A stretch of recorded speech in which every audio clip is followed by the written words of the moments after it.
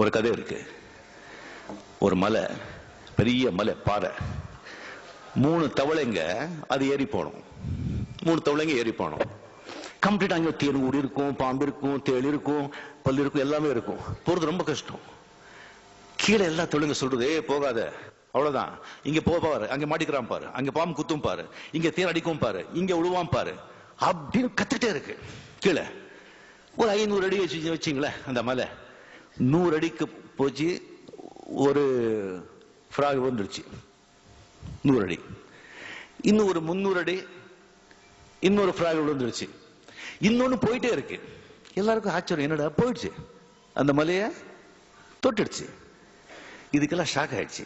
எப்படியா போச்சு அது அப்படி கேட்டாங்க. என்ன ஒண்ணு கேட்காதா? அது காது கேட்காது.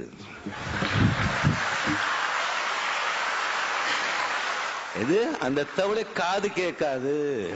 அப்படிதான் ரஜினிகாந்த் காது கேட்காத தவளை.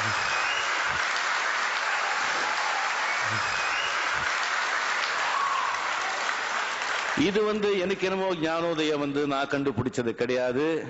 நான் பழகின பெரிய பெரிய மனிதர்கள் கிட்ட நான் கத்துக்கிட்டது.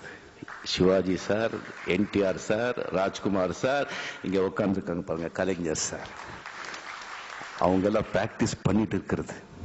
எது எடுத்துக்கணுமோ அதை எடுத்துருப்பாங்க, மிச்சது விட்டுடுவாங்க. போட்டாலும் சரி, தூற்றுனாலும் சரி. இல்லைன்னா அவ்வளவுதான், மனசு உடைஞ்சு முன்னுக்கு போக மாட்டோம். பினிஷ். பேசினவங்க பேசிட்டோம். வாழ்க்கையில சில சந்தர்ப்பங்கள்ல மனிதர்கள் மத்தியில பேச நம்ம செவடர்கள் ஆகணும். அப்போதான் நம்ம ஏதாவது சாதிக்க முடியும். இல்லைன்னா வாழ்க்கையை வீணா போயிடும்.